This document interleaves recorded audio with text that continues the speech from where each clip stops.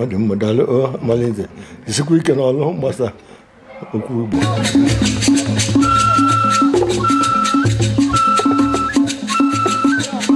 ndị be anyị ndewonu abụ m Amalinze jeje azị ọ bụ ụbụbọ mụ na onye bụbu osote onye isi ala ya bụ Vice President nke mba anyị Nigeria bụ Ide Okammuta Alex Ekwueme gbara mgbe ọ ka dị ndụ mgbe ọ bịara Atlanta mgbe gara aga. Leenụ ka anyị si kparịta ụbụbọ. Ide Dr. Alex Ekwueme nnọọ ije na Atlanta. Ajụjụ nke anyị nke a ga-agbabe isi maka ihe gbasara ndị Igbo. Ndị mmadụ kwuru sị na ọ bụ asụsụ ndị mba bụ njirimara onye ha, njirimara onye ya bụ identity. Mana elezi anya na nke ndị Igbo, ọ dị ka asụsụ ndị Igbo na-alazi ala. Biko ị hụrụ ya etu a?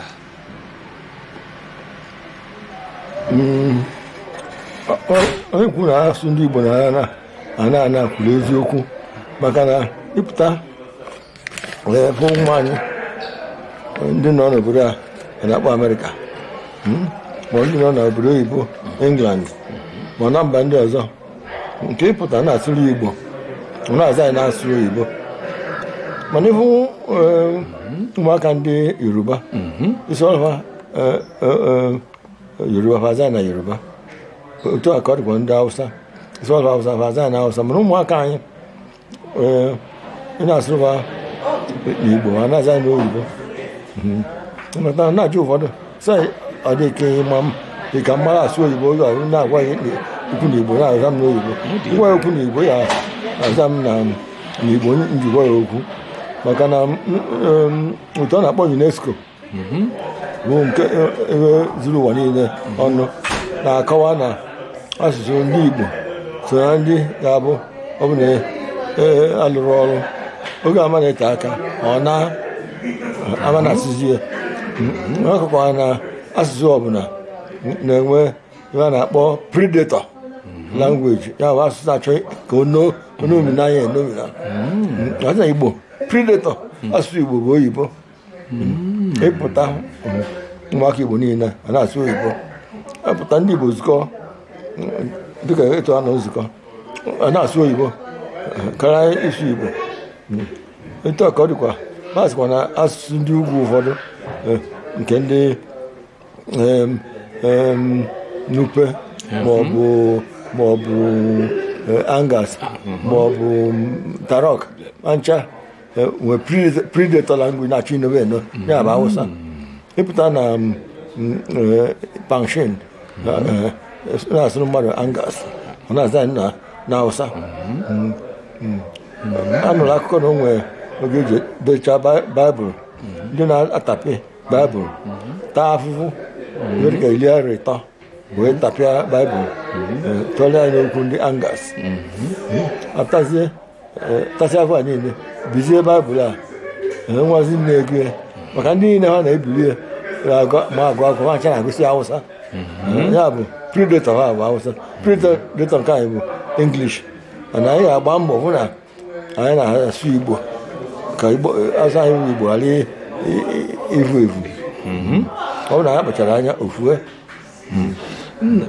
Ide ọkwa nnukwu ihe ka ị kụziri anyị ugbu a maka okwu nke anyị kwuru predator bụ eziokwu maka asụsụ n'elu asụsụ wee na-ekwukwa na ọ bụ njirimara onye bụ asụsụ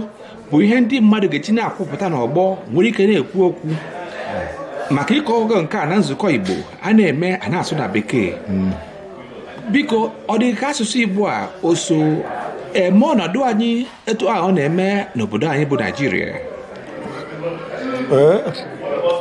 Ihe dị mkpa bụ na ndị be anyị aghọtago na asụsụ Igbo ihe na-akwado ifu efu onye dịka Ọkammụta Peter Ijuafọ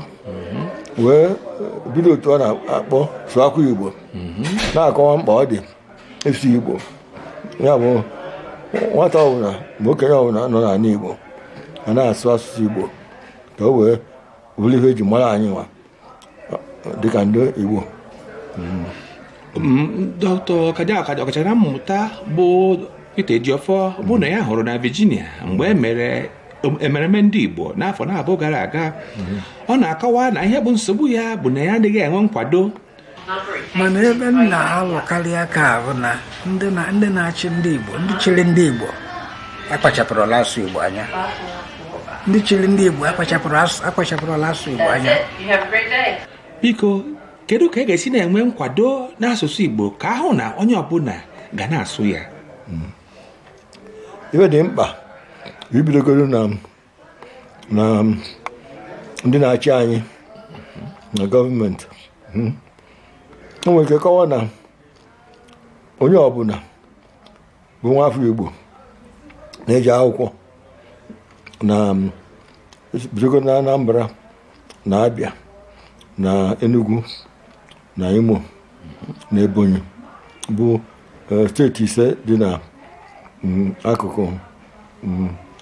South East anyị. Nwata ọbụla chọrọ ịpụta na obere na akwụkwọ na-akpọ elementary school ga-enye akwụkwọ n'asụsụ Igbo. Ọrụ nke ịdị ya ede ọ ịsụ ya asụ, ọcha ya asụ nne akwụkwọ na ọsụsụ Igbo ya spoken Igbo. Onekwa anyị na nke ederede written Igbo. Ọ gafere na ihe a na-abụ amenye ya asambodo egosi na ọ gụrụ elementary school. Etu a ka ọ dịkwa ya bata na sekọndịrị. Enwere ike kwukwa na ọ dị mkpa na onye ọbụla mgbe na-agụ sayensị, mgbe na-agụ oyibo, mgbe na-agụ ihe a na-akpọ history, akụkọ ụwa ma geography, na ị ga-enereri akwụkwọ na Igbo asụsụ, ịsụ Igbo asụ na ịdị ya ede tupu enwee akara onye jere ụlọ akwụkwọ sekọndịrị. Emenye etu a ịma na mmadụ niile ga-akpụ ya mkpa. Onye ọbụla ga-achọ ka o nwee asambodo egosi na ọ ga ụlọ akwụkwọ sekọndịrị. Apụta na nnukwu ụlọ akwụkwọ a na-akpọ yunivasiti ma ọ bụ ụlọ akwụkwọ ebe a na-azụ ndị nkụzi ma ọ bụ politeknik. Agbakwa mbọ fụ na eji Igbo wee na-egosi ihe ụfọdụ na-enyekwa akwụkwọ n'asụsụ Igbo na nke ọsụsụ ma nke odide. Emenye otu a o meta aka nwanne ya ma mkpa ọ dị ịmụ Igbo, sụọ ya asụ, dee ya ede. Etu ọbịa ka ebido ọ na-agbachi nkịtị rapụ ya sọsọ ndị na-ata afụ dịka Ọkammụta Peter na-agarị na-ekwu ọ bụrụ ịgba mbọ na nke aka ya ma na onye ta aka tupu ozi ọ na-agbasa wee zuo Igbo niile ọnụ. Ọka nkụzi Peter Ejiofor kwukwara otu ihe ahụ gbasara ndị ọchịchị anyị na asụsụ Igbo mgbe m na ya kparịtara ụbụbọ. Lee ihe o kwuru. Amadu Bello nyere scholarship onye ọhụrụ na pasịla Hausa na ife a ga-emeli ya nye £2,000 oge ahụ inwe kredit na Hausa na GCA. £2,000 kedu ihe anyị mere ndị be anyị? Ọ bụ etu asụsụ anyị si bịa wee daba. Na mmechi o nwere ajụjụ ife tematụ m chọrọ ka ịtụnyere anyị. Ndị bụ ndị na-ekwuru Igbo ka esi kwuo ya dịka ndị na-akpọ ya World Igbo Congress ma ọkwa ndị ọha na eze. O nwere ka a ga-esi wee mee ka ọ bụrụ ihe ga-eme mmadụ ka o wee nwere ike ịbụ onye isi bụ na ọ nwere ike ọ ga-enwe ike na-asụ na-agụpụta Igbo. Maka ọtụtụ n'ime ha a na-aga njụ ha ajụjụ ha adịghị azanwu n'Igbo. O nwere ka m ga-esi wee tụnye alụ ka ọ bụrụ na tupu mmadụ ewere ọkwa kacha elu n'ime ndị otu a na ọ ga-ama na-asụ na-agụpụta asụsụ Igbo. Nsogbu dịkwa na ya bụ na ịma na Igbo abaka, Igbo n'ọnụkọ asụsụ Igbo nwere mpaghara dị iche iche. Oge a na nzukọ ọha na eze dị ka arịrị gara aga ka ọ karịa a na-ekwu na a ga na-asụzi Igbo na nzukọ ọha na eze a na ama tinye ekwu oyibo akwekọrịta na a ga na-asụ Igbo apụtazi onye dịka enyi nwoke ọnwụgo bụ Sisi Ono na-asị Igbo a na-asị ya sọ nke anyị aghọtakwa ọsụwazie Igbo ime nwa agwa ụwa n'ime anyị aghọtara ihe ọ na-egwu onye nke ya Abakaliki wee sụọ nke a bụzi otikpu sọsọ ndị be ha aghọta ihe ọ na-egwu ndị Anambra na ndị Enugu na ndị Imo na ndị Abịa aghọtara ihe ndị Abakaliki na-asụ ọ na-akwụ Igbo ndị Ọhafịa sịba nke ha etu a ka ọ dịkwa ọnya bụ nsogbu dị n'ịsụ Igbo maka achọba ndị dịka ndị Ikwere na ndị Ọmakọ ndị Ọgba asụ ha bụ Igbo ka ọ bụ mana etu ọ si asụzi ihe a na-akpọ ya Ikwere na-akpọ ya Ọgba maka ndị ọzọ ama aghọtachi ya ọmụmụrụ ya amụ sọsọ ndị Igbo ha bụ nke na-ekwe nghọta were ndị ofesi ndị Delta ya bụ akụkụ Asaba na Kwale na Ọgwashi na Obulukwu mana ilu ife dịka Agbọ ọtụgharịkwa ndị Agbọ sụọ ime Agbọ ọ na-esi ike onye Igbo akụba anyị ghọta ebe a na-ekwu ọnya bụ nsogbu mana a ga-agba etinye anya na ya hụ na a ga-enwe Igbo a ga na-asụ nwa niile ga na-aghọta ha onye a na-akpọ standard spoken Igbo ọ dị nnukwu mkpa e nwere ya bụ Igbo maka ige ntị ịhụ na ọ bụ ya ka na-asụ ugbu a mana ha gba m mbọ na-asụ Igbo nke a na-akpọ Igbo izugbe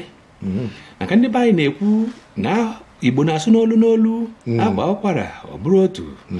maka na ihe gbasara Igbo si n'olu ahụ bụ ihe a mara gboo ịsụ oyibo nke ndị ọ bụrụ na Amerịka ebe a sị na Northern accent Southern accent ụfọdụ anaghị anụ ibe ha mana nke ha na-asụ n'igwe okwu ha ya onyonyo TV na-adị iche ya bụ nke ha ji agụ akwụkwọ ijekwado Europe ndị Irish sụọ bekee nke ha ị gaghị aghọta ya ndị Igbo enwere ike isi nwe etu a mee ka Igbo izugbe bụrụ ihe ndị mara ihe ga na-asụ n'Igbo a ga-eji na-eme nzukọ enwere ike ime ya otu ahụ onye ọ bụ ife dị mkpa na-akọwa ọ na-aga n'ihu Igbo agbanye standard n'oyibo ọ ga-abụ onye sụọ mmadụ na-aghọta ihe na-ekwu wee dị mfe inwe nzukọ n'asụsụ Igbo na ọ bụ na enwere ya inwe ịsụ Igbo ma Igbo niile nzukọ isi ike onye ọ nọ na-asị na nke ya ndị ọzọ nwere ike ele na-aghọta ihe ọ na-ekwu dịzie ka ebe na-enwe nzukọ ndị amara ihe ọ dịgo mma maka na aga m agbasa ozi nke a biko Ide ọkachamara Alex Ekwueme bụgoro onye na-ese onye ọchịchị na Nigeria ekelere gị ka isi wee wepụta oge zaa anyị ajụjụ a ọ bụ unu maka Igbo ji wee biri ọ bụ mụnwa bụ Amalinze JJ Azị ana m ekele gị ndewo ọ dị mma daalụ Amalinze jisikwa ike n'ọlụ mgbasa okwu Igbo daalụ ndị be anyị unu hụrụ ebe Ide rụtụrụ aka si na ọ bụ asụsụ oyibo bụ asụsụ na-elo asụsụ Igbo anyị ga-agbasi nkịtị ka asụsụ Igbo lamina maka ihe nna ahụ ugbu a o nweghị onye na-asụ Igbo suruo ya n'isi nna asịrị nka nke ọlụọ gị because na o tegibego time a ga-eji wee bido reach out to people ka e wee gwa ha nsogbu na confront anyị